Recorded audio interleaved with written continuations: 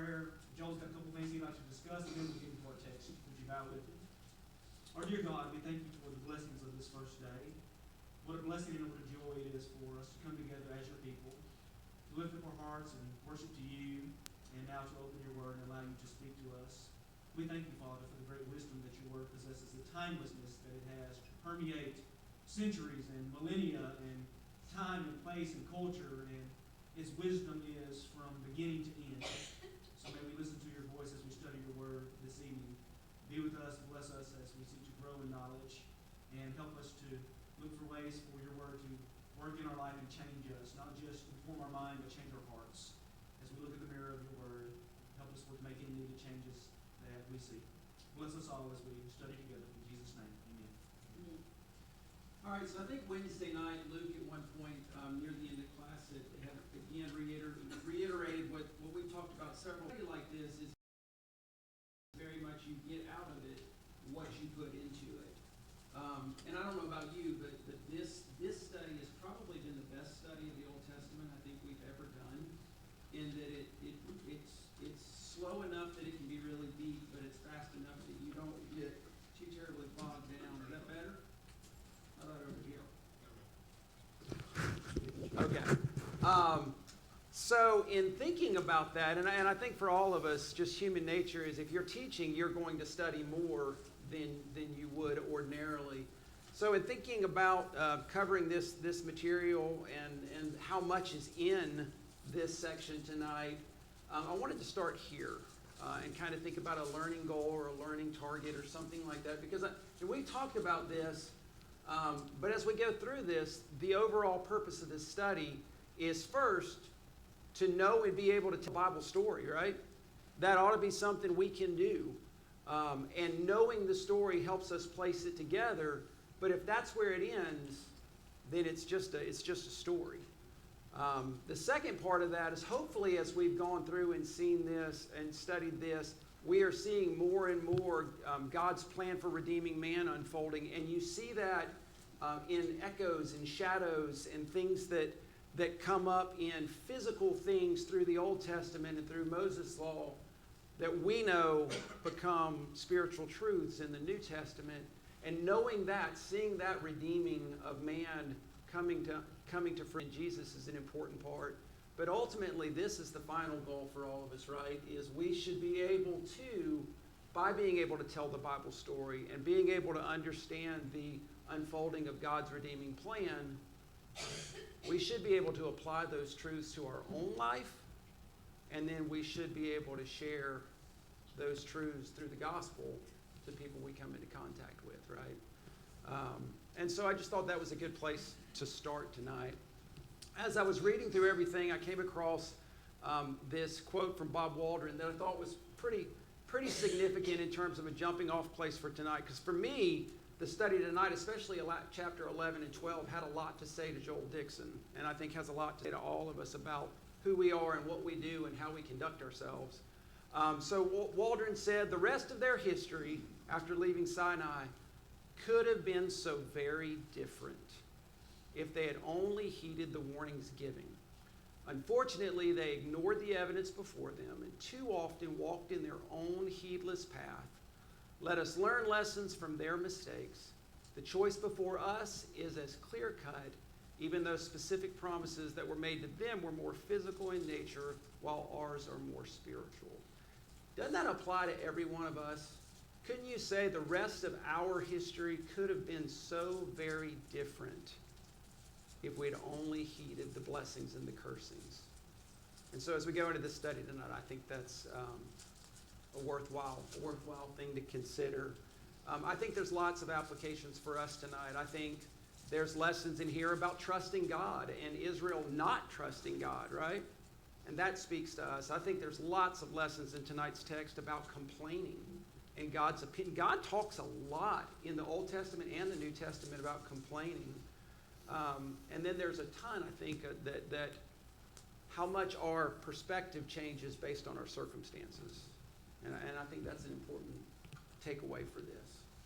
So with that, let's jump in. Numbers chapter 10, verses 11 through 36. We're going to move kind of quickly through this. There's some things that I think are interesting about this, but I would be hesitant to draw it with too dark of a marker. I do think some of the things you can absolutely take away from this is that God is a God of order, right? When they move, there's purpose in their movement, right? First, what's the first part of the camp? And I use camp there in a very broad term. What's the first part of their nation and their group that moves? The very first thing that goes when they move? Cloud. The cloud. Presence of the Lord. The cloud moves out first, right? And that was bad. And then after that, there's the Ark of the Covenant. Right? They go where God goes. The Ark that symbolizes God's covenant with them goes where they go. And then you have the camp of Judah, right? And that's made up of Judah, Issachar, and Zebulun. And then after that, what comes next?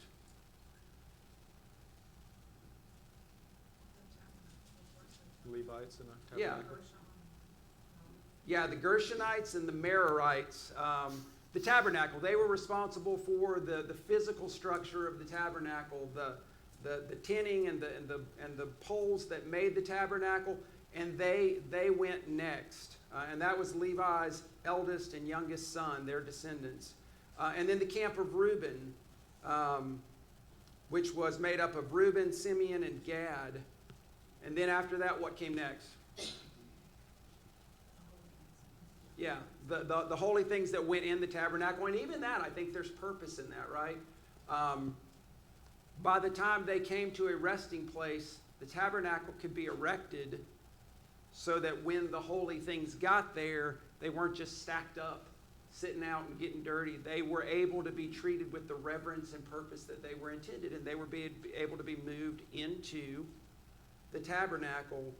And then after that came the camp of Ephraim, which was Ephraim, Ephraim and Manasseh, the two sons of Joseph, and Benjamin. And then bringing up the rear guard was the camp of Dan, which was made up by Dan, Asher, and Naphtali. And I'll tell you, I went through and charted this out based on the birth order, and I didn't see any real sequence. I went through and looked at it based on who their mothers were, and that was interesting. The camp of Reuben is 2 sons of Leah and 1 son of Zilpah, which was Leah's servant. They went second. The camp of Judah was all children of Leah. And then the camp of Ephraim, those were Rachel's kids, right? So you do almost see this insulating of Rachel's kids, and maybe a little bit of preference shown to Joseph. But I wouldn't want to argue that with anybody about that. But I do think there's a takeaway from that God is a God of order, right?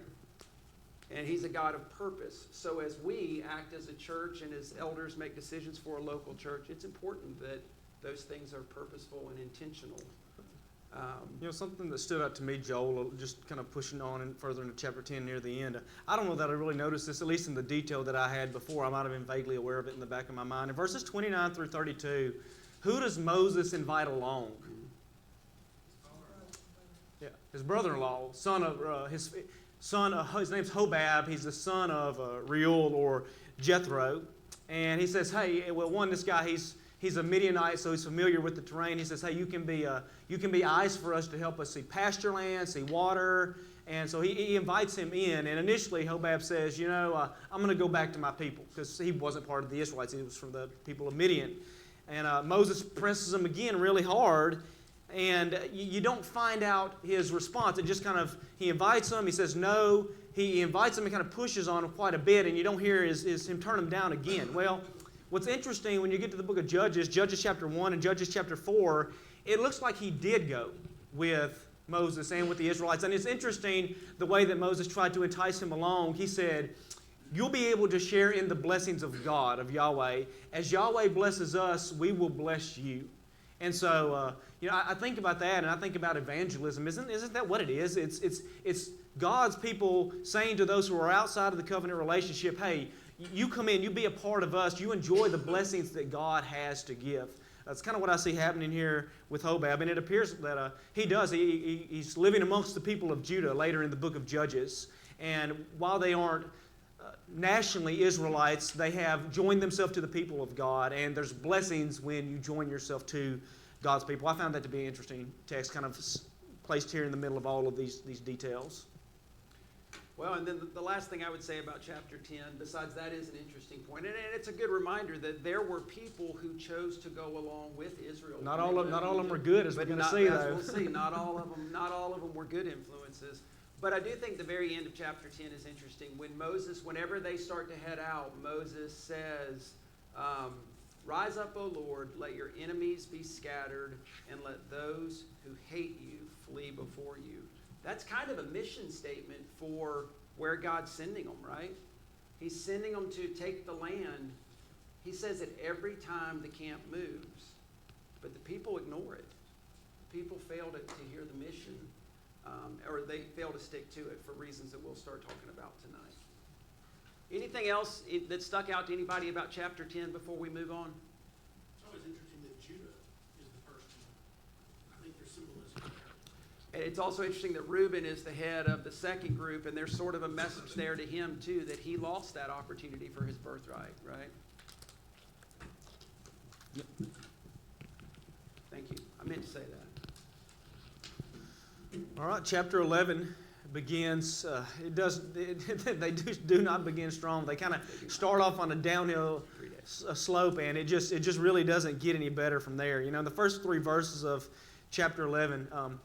I don't know if different students of Scripture have looked at these 2 events as 2, and some of them have looked at it as 1, where you've got in verses 1 through 3, the children of Israel complaining, and then God responding to that, and then kind of an expansion of that complaint. I kind of see these as 2 events, where in the first 3 verses, you've got the people complaining about their misfortunes.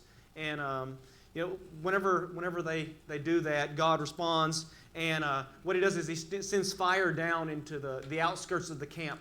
And so this is kind of warning shots fired, if you will. I don't know that there were any casualties. We aren't told specifically that they were. But you don't have to wonder if God takes complaining as a serious thing. And I just wanted to ask a couple questions. I'll do this along the way, just to throw some questions out to help us discuss and maybe make some application. Why do you think God views complaining? And Joel has mentioned this. It's not just here in the Old Testament where God deals with complaining and expresses extreme displeasure toward it in the New Testament as well. Why do you think God deals so harshly with the sin that we have a tendency to kind of just look at and dismiss and say, it's just not that big a deal? And I think a lot of us just, frankly, don't look at complaining as any terrible thing. But as we're going to see, that's going to be big problems for Israel later. Why do you think complaining is such a big deal to the Lord? Lance? Ingratitude and pride. Okay. One thing, you're not actually being thankful for what is being done, which if you have all your needs met, isn't that good enough? And then the pride part of thinking that you deserve better, which is an abomination in God's eyes. I wish our entitled generation knew that, don't you? Yes. I mean, contentment is something that the Lord is just taught throughout Scripture. Paul would tell us if you've got food and clothing, with that you should be content. And I mean, God is giving them, bread from heaven. And that's actually going to kind of turn the channel. But I think ingratitude is a big part of it as well. You go to Romans chapter 1, and ingratitude is kind of at the root of what leads them into idolatry. And I think it's also it's a lack of faith in God, And we know how God feels about that. Luke, do you want to jump in with something? That's essentially what it is. It's an indictment of what God has done. It's not enough. Not enough. It's a lack of trust. Yep. You think about that phrase, and you think about how God goes before them, a pillar of cloud during the day and the fire at night. But here comes the fire and the warning shots, and it gives some reality to the statement in Hebrews chapter 12:29. Our God is a consuming fire. And depending on which side of that, you want to be on the protecting side of that. You want to be on the enlightening, life-giving side of that. You don't want to be on the receiving punishment end of that. So verses 1 through 3 show us that they don't start off just real strong. And, from there. Yes, sir. Or yes, ma'am. I thought it was Houston that had his hand up. It's okay. Just a lack of trust in God. I was going to say lack of faith as well. Mm-hmm. Like going back from Genesis where God, told them not to eat from the tree of good and evil. Like, they just continue to not trust God and his plan for them. And that I think that was, again, ingratitude, and what God has given me is not enough. And that's one of the things driving Eve to reach out and to take from the tree. is that it was a delight to the eyes, and it was going to make her wise. And so, what God, everything else in the garden that He blessed them with, not enough. She wanted the one thing that He told her, her and Adam, they can't have. And you see kind of verses 4 through 6, the second, if you will, and this is really the expanded issue of complaining. Who seemed to be the instigators behind that? It's one of the things I thought. Chapter 4 calls it. My version calls it the mixed multitudes. There's other versions. The contemporary Standard Bible calls it says foreigners. Mm-hmm. What does it describe them in verse 4? Yeah, How are they described in your version? Yeah, mine says the mixed multitude. Mine says rabble. Rabble. There's one version that says riffraff, which I kind of like. Yeah, I think rabble, rousers. Yeah. Yeah, all of those terms are appropriate. So they're really the ones that seem to stir up the children of Israel. And I think a couple of lessons from that. One is the example of influence. So you've got God's people. They might have otherwise been content with that, but the mixed multitude, the rabble. So these aren't Israelites. With the children of Israel, when they left, Egypt would have had numerous people slaves. Maybe some of the Egyptians left as well when they saw the power of God at work. But this mixed multitude, these non-Israelites are tagging along. They're the ones that stir up the children of Israel and get the people to saying, there's nothing, in verse 6, there's nothing for us to look at but this manna. What they're saying is we are sick and tired of God's provision. And then they start saying, we remember the fish, we remember the leeks and the cucumber and the garlics and all the flavor and all the variety that we had in Egypt. And Joel, you want to have say a word there? I've always fixated on the cucumbers and the melons and of all the things to complain about, cucumbers, right? It's got to be the least interesting vegetable on the planet.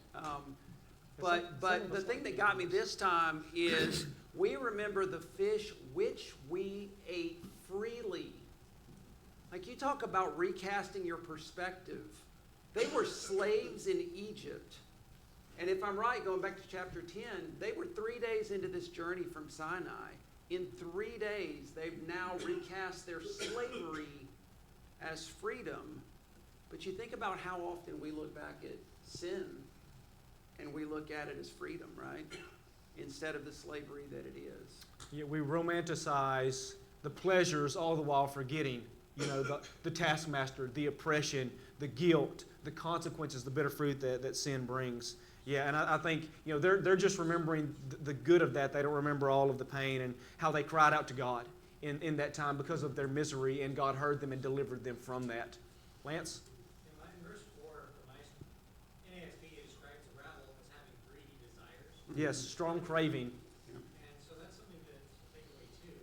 Complaint can be used as a form of greed to try to control others into getting what you want from them as a manipulation tactic. And they tried this with God. They complained because they wanted to get more, so they used their complaints in order to get people to just fine, I'll give it to you and get more. And so that's a form of greed. Yeah. And I mean, today you see people using that, and sometimes it's easier to just, okay, here, take this, shut up, and just rather than saying, no, I'm going to stand my ground, and God's going to give them what they ask for, actually. And turns out that concept of craving is going to come in at the end when we talk about the events later on in the chapter. So they're complaining, they're sick of the matter, they're ungrateful for what God has done. But with that being said, how many times have we been ungrateful for God's provisions for us? How many times have we been dissatisfied with the immense blessings we have? We want more, we want nicer, we want bigger. And while I suppose there's nothing wrong in upgrading, I think there's maybe the question you should ask is do I need this, or could I make a sacrifice for the good of the kingdom? But if you're refusing to be satisfied with what you have, and that's where we find these people. It's not that they wanted better, but they were refusing to be grateful for what God had given them. Their ingratitude, then it causes all kinds of trouble. Beth? I was just going to say, I think it's particularly hard for we that live in this country because Yeah. things are so plentiful and so easily gotten. And so even those that some might consider poor, in a lot of cases it's even more than other countries. But it's so easy, we have so many choices, and like going down the road, like, I don't want that big, we have so many choices, it's more of a challenge, I think, Yeah. to stop and be grateful and realize that It is. God has blessed me today with this, and it's just a challenge. That's a good point in the world we live in. It's easy for us to look at them as like, well, they weren't happy, but how oftentimes are we ungrateful? And to give them cut them a little bit of slack, how long have they been eating manna? They'd been eating manna for over a year, right? And so, I mean, yes, it was a gift and a blessing from God, but how many times do you have to eat the same food before, okay, maybe you would like a little change in variety? That doesn't make what they did excusable, but maybe to give us a little understanding into their situation.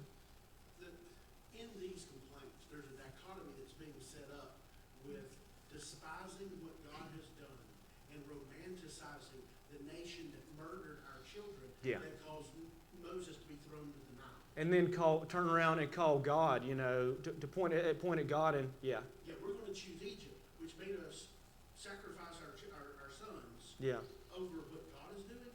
And that, when we stop and pause and think about that. That's a really gross appropriation of God's character. Absolutely. Yeah, good point. Well, and you mentioned in Exodus chapter 3 where they cry out because of their oppression, and God hears them, and now they cry out, except now they've made God the bad oppressor, guy. right? Yeah. And I think that says something about the human heart.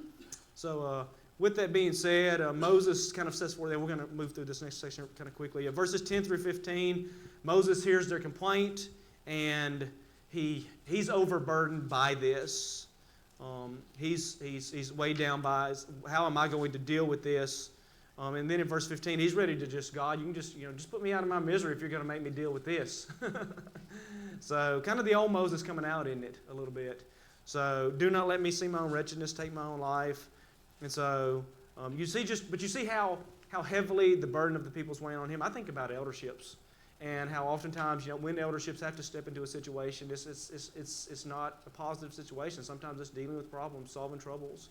And so I think about the burden of that or being in a position of leadership. Joel, you want to talk a little bit about that? I know we're headed in that direction with the 70 elders. Right. But the burden that Moses is feeling, you have anything on that? Yeah, I thought about eldership too. I thought about any leadership position where you find yourself in that situation. In verse 10, my version says that Moses was displeased, which I think is what most of the versions said. But some of the things I read said a more accurate rendering of that was he saw it as evil in his sight. So Moses saw it in the same way that God saw it.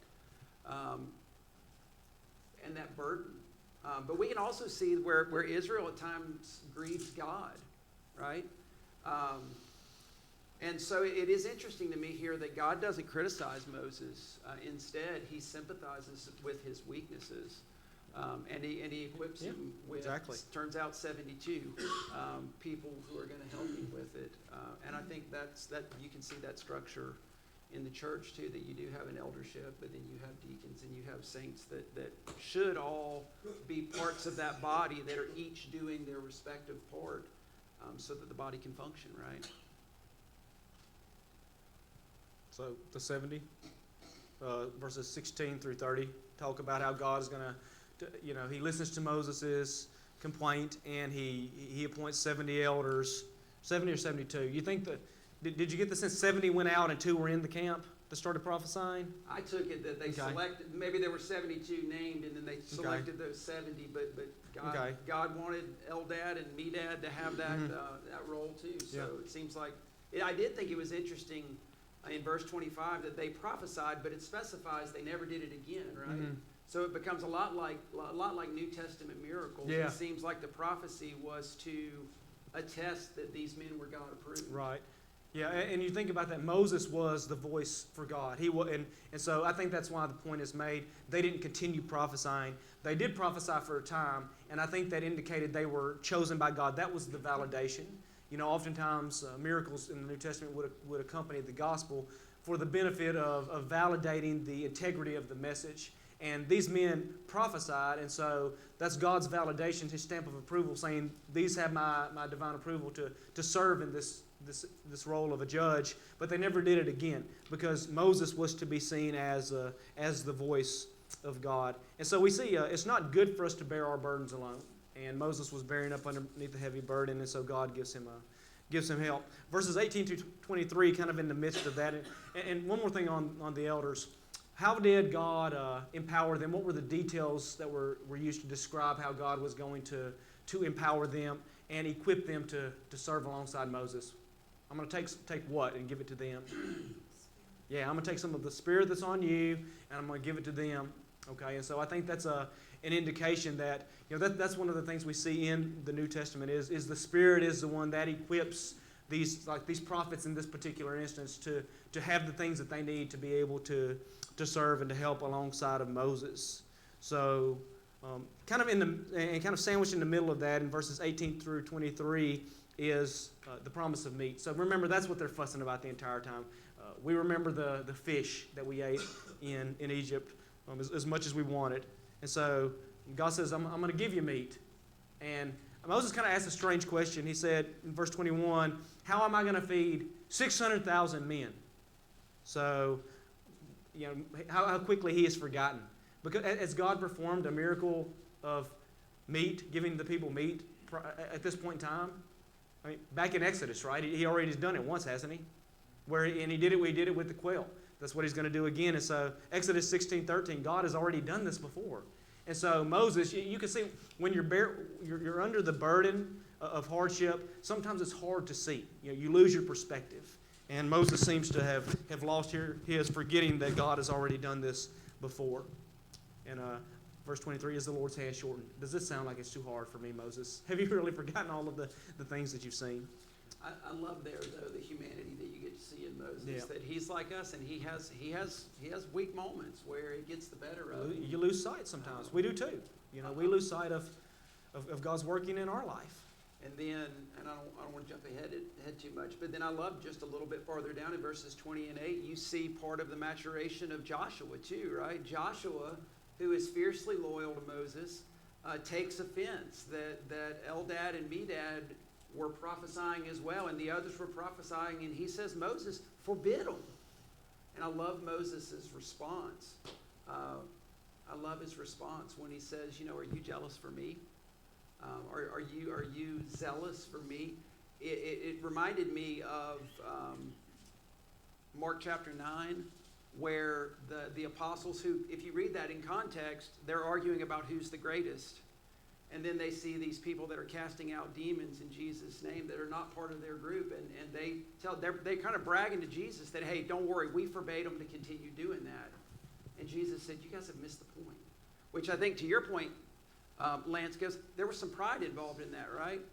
Well, we ought to be doing. They didn't ask us if it was okay to do that. And Jesus says, if they're not against me, they're for me. And then certainly the first thing I thought about was 1 Corinthians, where Paul specifically condemns the Corinthians for being loyal to a man rather than loyal to the Lord. Right? And I think you see that in Joshua's preparation to be the next leader. There is this sense of his loyalty to Moses is so strong that he misses the greater point, that these men are actually going to be a help to Moses in the task that God's called him to. Good observation. And that is Moses has got the right of it, and this is one of the key elements and most valuable characteristics of leadership. It's not having and keeping the authority to yourself, but it's equipping others to serve.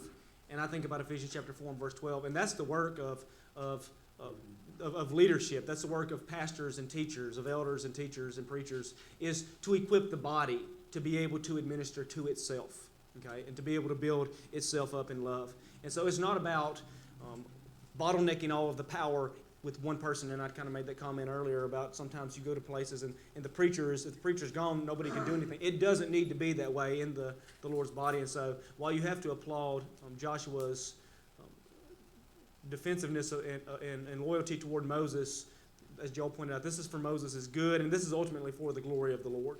So leadership is going to empower those beneath them and not just have all of that and keep all of that to themselves. Joel, you want to talk a little bit about the plague and the quail?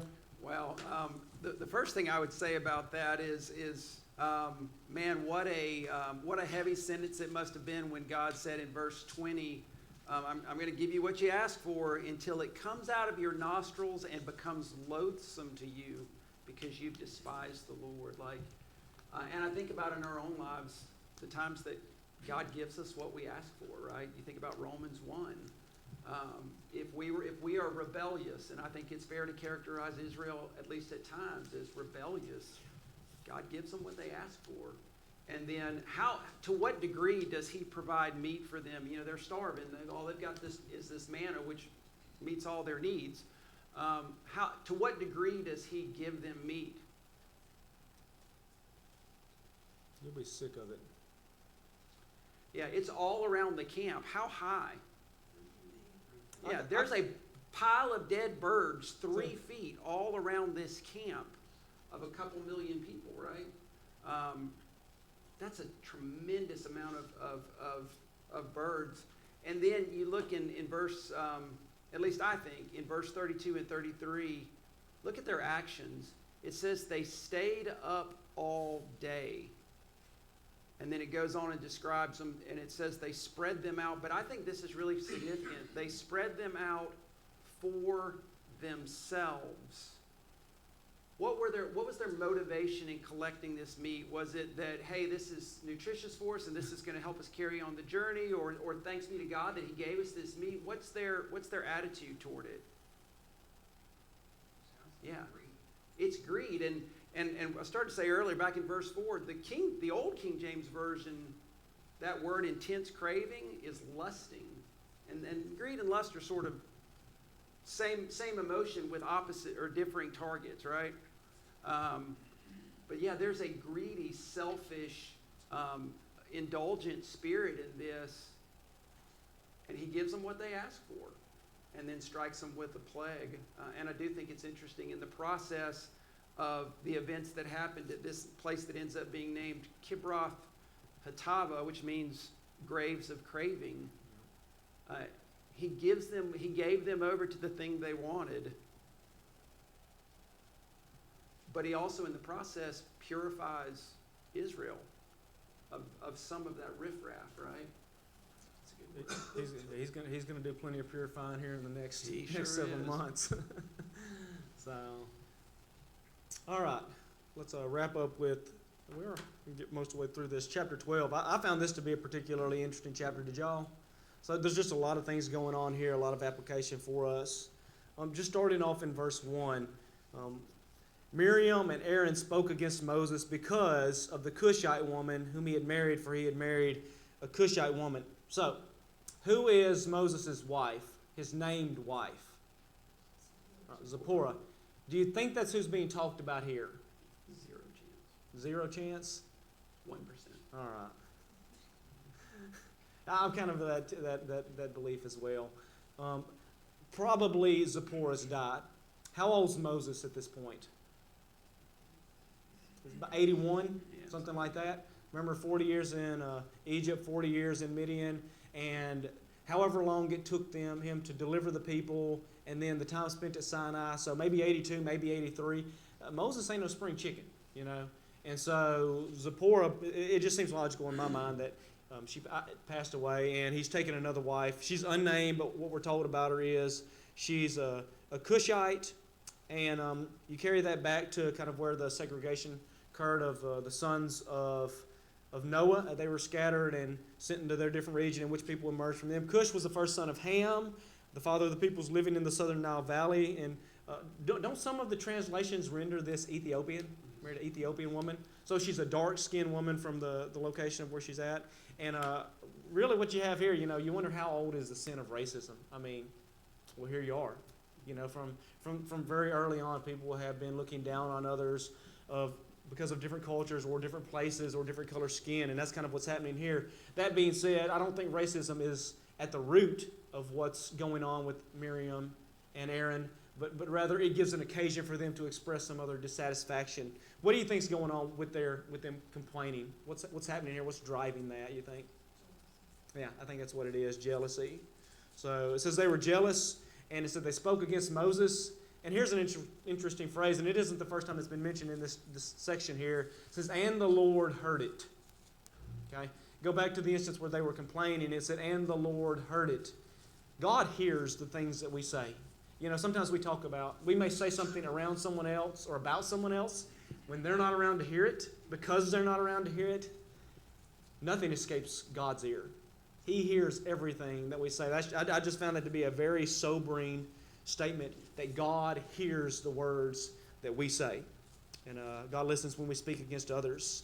And In verse 3, how is Moses described in verse 3? What kind of man? Okay, humble. Does some translations say humble? Mine says meek, humble. Kind of the same idea here. So I came across an interesting translation, and I'll just leave this. I'm kind of interested in hearing y'all's thoughts on this. Here's a quotation. It's Moses. This is just understand. This is a someone's comments on this verse. So take it for what it's worth. Think about it and let me know your thoughts. Moses was not really an exceptionally meek man. He was given to rage, self-pity, questioning, and debate. Evidence from etymology and usage suggests that miserable is a possible reading, and the context indicates that it could be the preferred meaning here. The basic meaning of the Hebrew word root is to be bowed down. So in the Hebrew, when it says he's meek, the literal translation, Moses was bowed down. And he says one could be bowed down by force, through being subdued, or by submissiveness, by being humble, or with care and trouble, as in being miserable and afflicted. And so this particular student takes Moses' description here as not so much being meek as it is overburdened and being bowed down by burden. You look at what he suffered. Going back to chapter 11 with the complaining of the people and how he's ready, God, take my life, you know. And now you have this instance where, you know, then you have the plague and the breakout of that, and then you've got his brother and his sister turning against him, and you know, this much happening, falling on his shoulders. It's reasonable in my mind this could be the case. I'm not saying that this is by any means how this needs to be understood, but I think it does. You know, I think it's something that we could consider. Thoughts on that, Luke? You look like you don't agree. I don't. I think the character of Moses, Mm-hmm. we've seen throughout the book of Leviticus, Okay. shows that he was pleasing to God.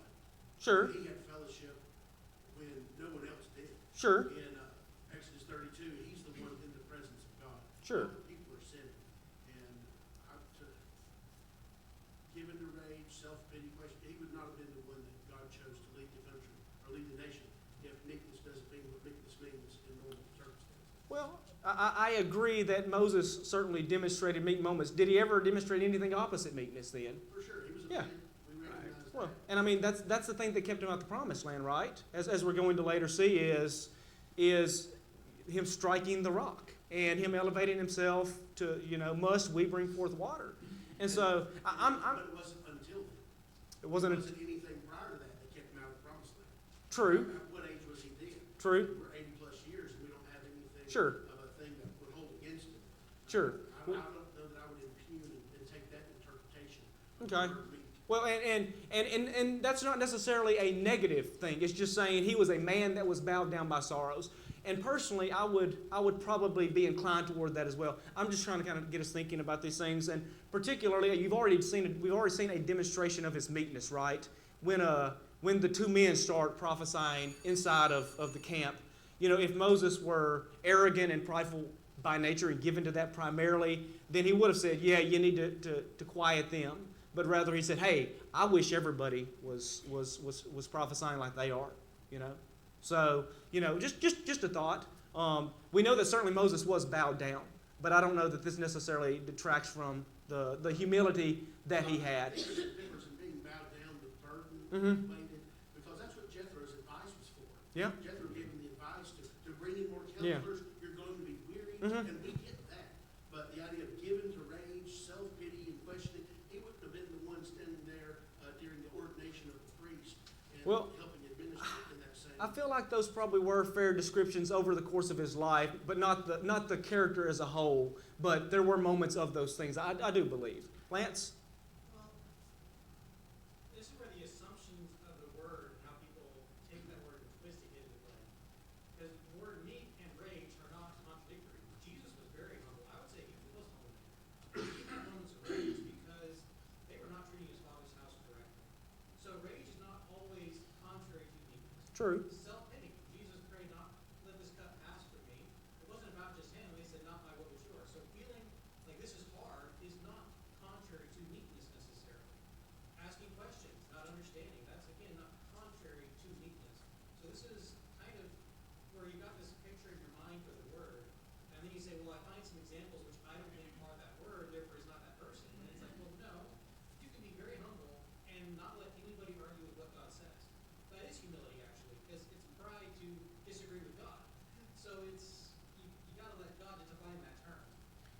wonder if whoever wrote this, I wonder if instead of the word rage, he'd used a different word, frustration or anger, because that first word rage really does sort of hit hard and make you see it differently. But I think when we look back to you said like the arc of Moses' life, when he was in the palace and he was a prince, he was prideful. And it does seem like he was at least some degree of self. He was gonna rescue Egypt on behalf of God on his own, and it took God sending him to the pasture for 40 years to learn that. Humility. I think some of that maybe, if it was phrased a little differently, speaks to the progression of Moses' Perhaps. life. I think somebody that, and Billy can correct me, I think somebody who'd been an elder or really any leadership, Luke, his first year as a band director, roles I've been in, others, a year into that job is probably a really different 10 years into that job, right? Because the job, and there probably have been times where you've been frustrated to the point of anger. There's probably been times where you've been frustrated to the point of being burdened and bowed down. But I do think it's interesting to see the humanity again, and that God is patient with Moses while also holding him up as his chosen leader. Yep, so anyway, they speak negatively toward the people about Moses. So thank you for your thoughts on that. I would have a tendency to be more in agreement with you on that being. Meek is a very fair description, I believe, of Moses' character on the whole. So God calls him to the tent of meeting after these events are happening. And God tells Miriam and Aaron, and Moses is there too. He says, hey, I speak to Moses face to face, mouth to mouth, as I would speak to a friend. I speak to prophets in dreams and visions and things like that. And his point is, he speaks very uniquely through Moses. And so it was their jealousy that was driving them to say that. He says in verse 7, Moses is faithful in all my house. What a commendation that is. You know, if you anybody that would question the character of Moses, Moses is faithful in all my house. That's what God has to say about him to Aaron and Miriam. And then in verse 8, he says, why were you not afraid to speak against my servant Moses? So God comes to his defense. And I think the fact that maybe, again, attributed to his meekness, Moses doesn't speak up to defend himself when he could have.